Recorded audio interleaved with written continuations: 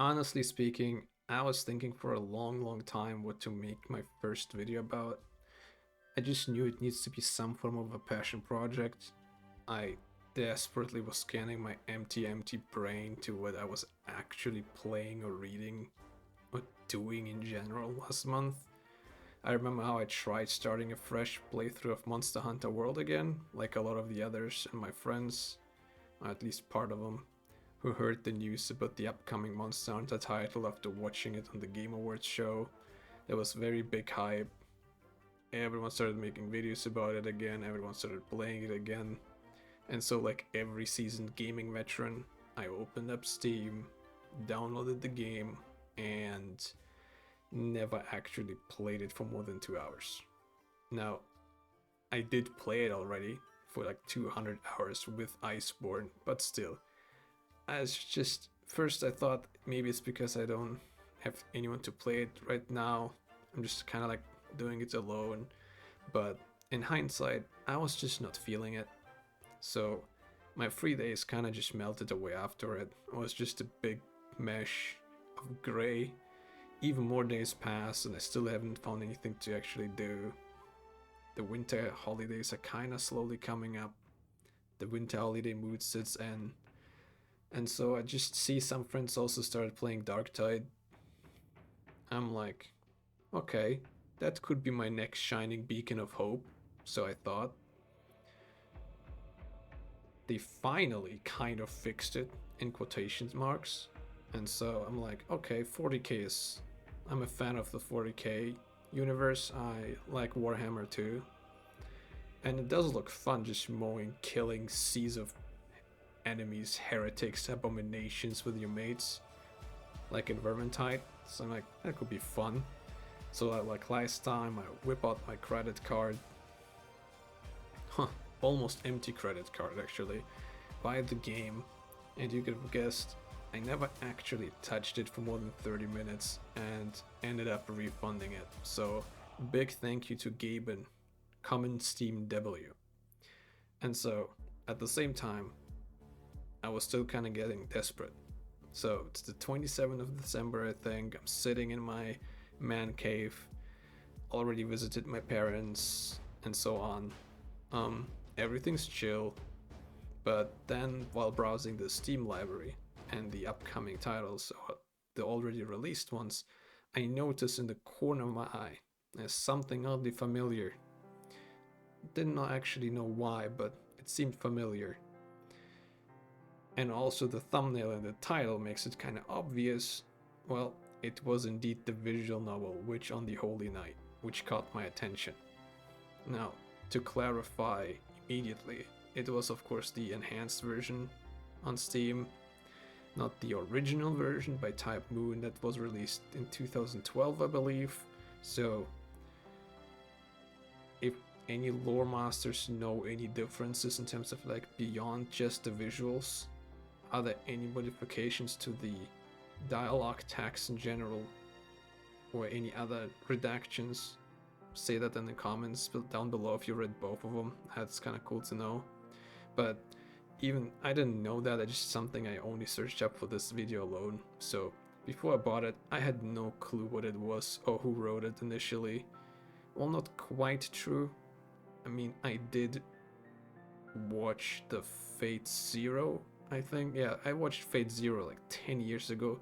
I'm not even sure if it was 10 years. So it's such a long time ago, I don't even remember anymore. And I watched Fate Stay Night. And so that was a long time ago. Just based on that information, the art style, obviously I saw immediately strong similarities. Also like mainly one with the main protagonist, Aoko, that had a very familiar face. And you exactly know probably what I mean if you're already listening to this.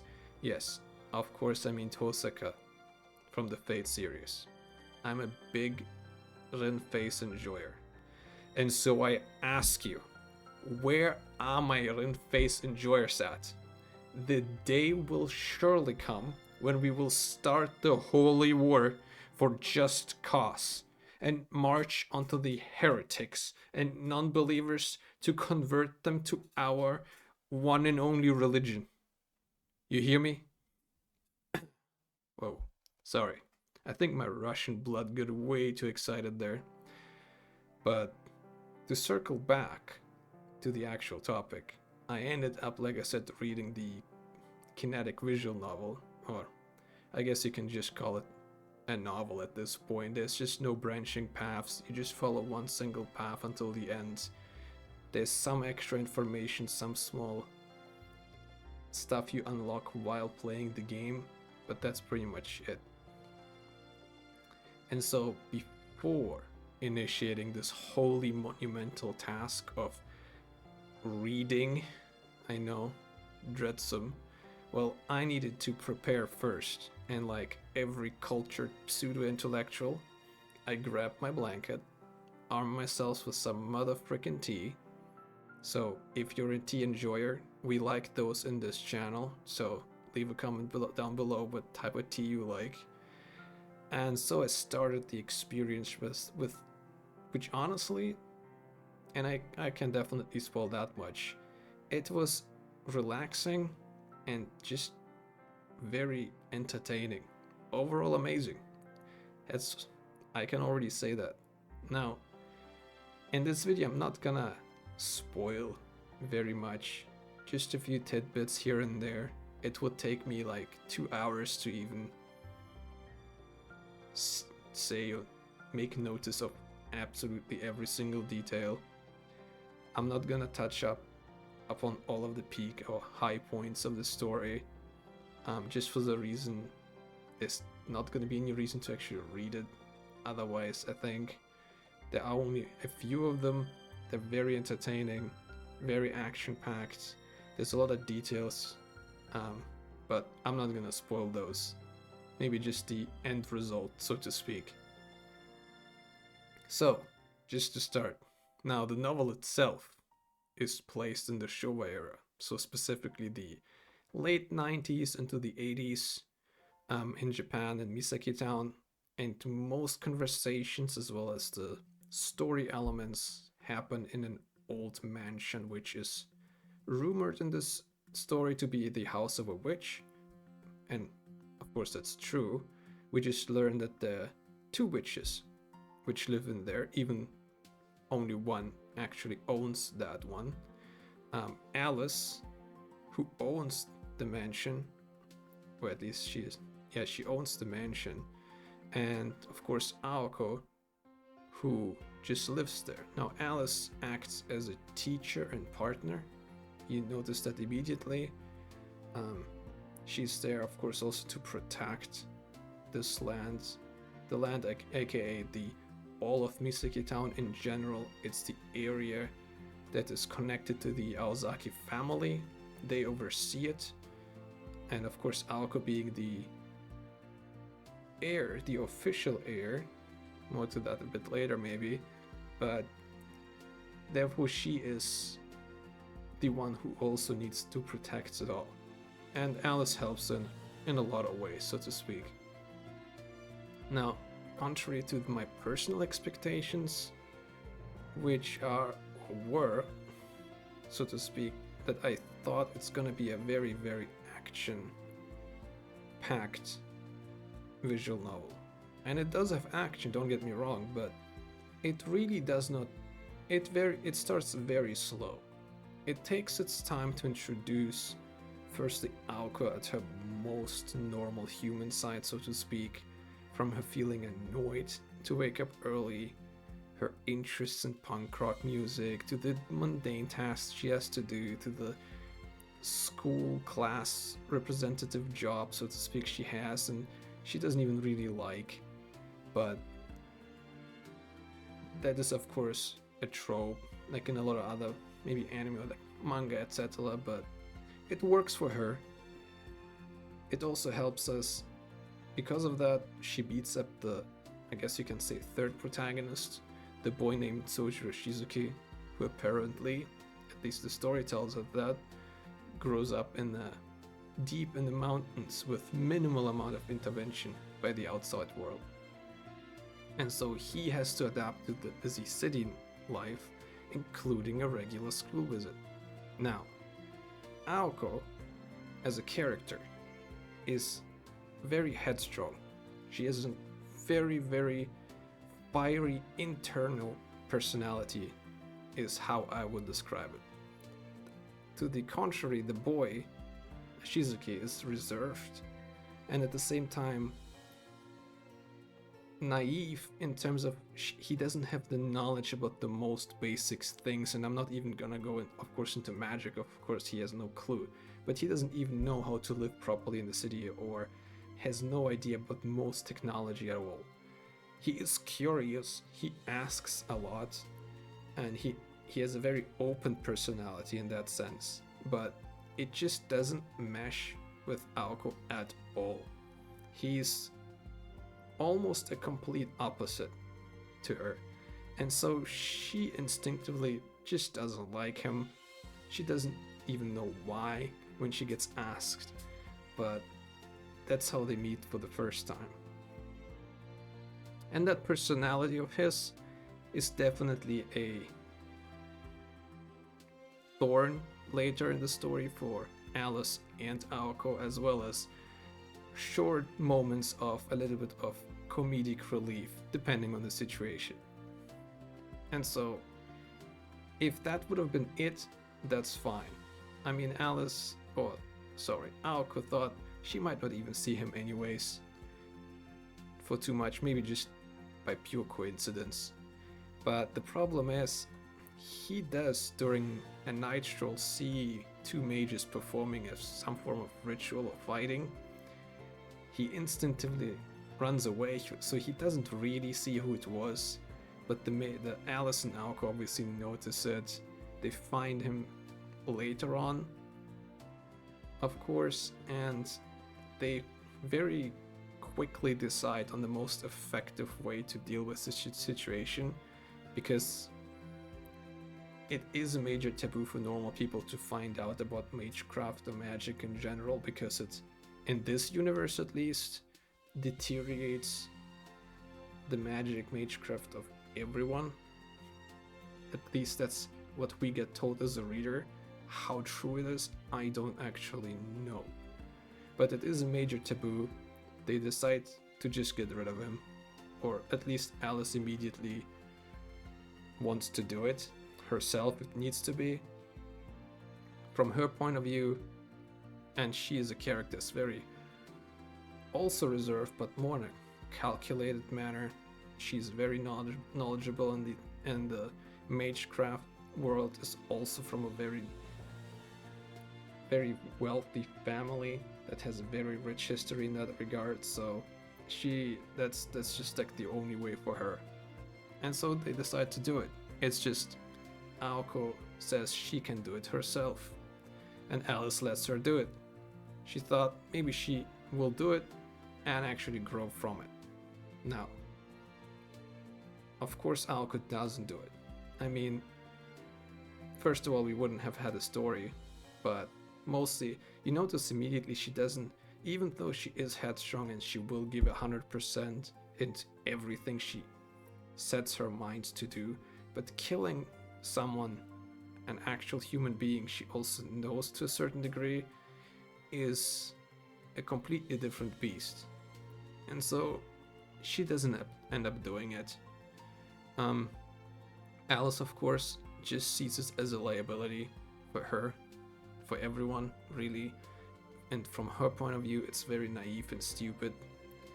And so the first peak, or more like the second half of the first peak, happens with the fight between Alice and Aoko about the situation. I will not go into how they fight, but let's say it's extremely entertaining. It's very unique. From the music to the shots being used to the whole situation, how it gets resolved, it's just fantastic. What I can say though is that Aoko ends up winning with a little bit of help of Shizuki against Alice, and Alice lets, I guess, Aoko decide on his fate, and they decide that they will probably just try and erase his memories completely instead of killing him. At least for now. And until they can find a way to do so, they let him live in the mansion, mostly in some form of shack at almost just under the roof, so they can keep an eye on him.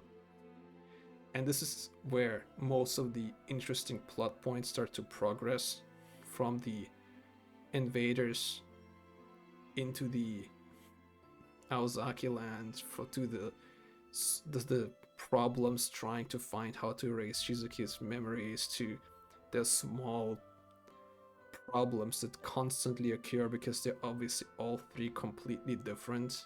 Shizuki, of course, being the complete outlier, he's basically just a pet at this point, so he has no say that happens at any point.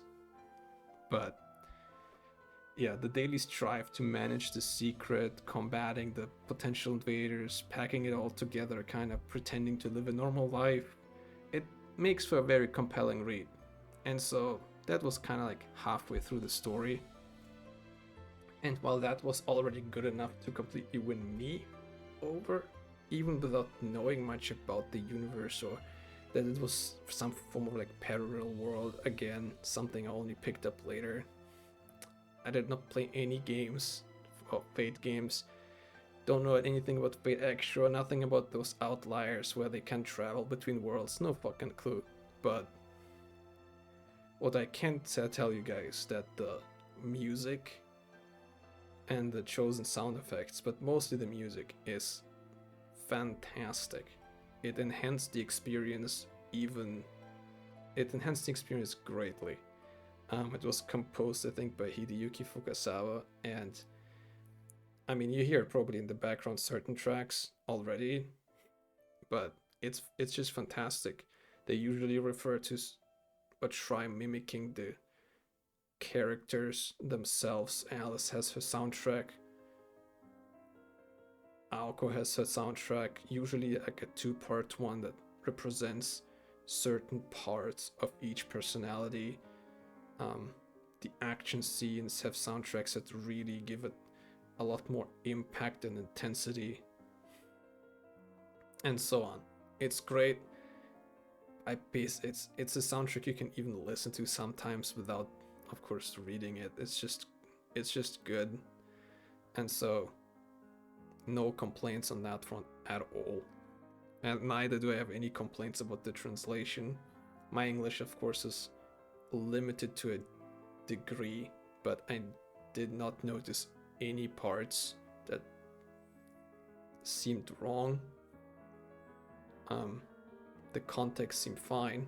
Never had to actually read anything twice, and that's completely fine by me. Now you might ask, what was so interesting in general compared to the normal Fate series that grabbed me? Now, at least, like I said, I can only compare it to Fate Zero mostly, probably. I mean, even Fate Stay Night maybe a little bit, but eh. Now, for me personally, it was really those down-to-earth moments, the slow nature of things, and honestly, in combination with the absence of the servants. Now, why the absence of the servants? Mostly because it kind of limited the power scaling. Of course, in the fights, for the most part, but generally speaking, it limited the power scaling. There were no, of course, servants that can just come in and kill everyone just by themselves, and anything else, because, of course, in Fate, certain powers were just that overwhelming, so to speak.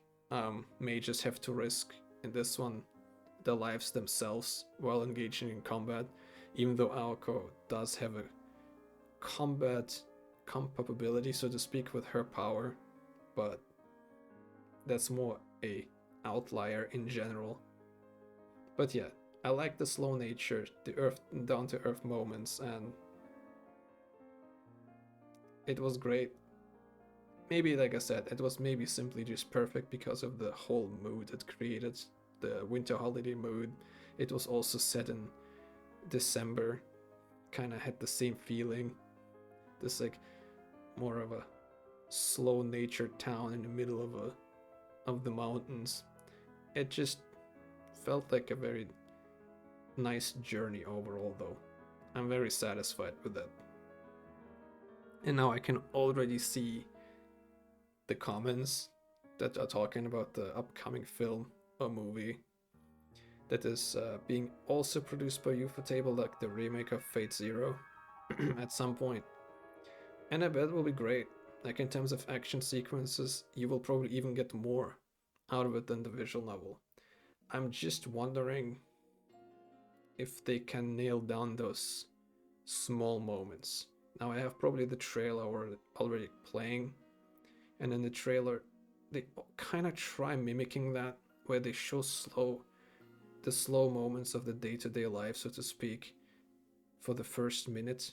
It really tries to capture that stillness, and then it picks up slowly with the Alice. No, I think it was Aoko's soundtrack. Then it picks up in the last third, and then it shows the first peak, so to speak, that usually happens in the visual novel. But all we can see is just wait. I will watch it later, probably make an update video just to compare both of them, or just make a video on the film itself. That could be also pretty fun. But yeah, to wrap it all up, I really think it was worth every penny. I can't wait for more because it was a prequel. I hope we get a sequel to this one that answers a lot of questions I had in the end, because like I said, the end was slightly silly, because it did involve a little bit of time travel that basically does not get explained whatsoever. But generally speaking, it was a perfect experience at that time I was reading it. So that's my personal opinion. Now,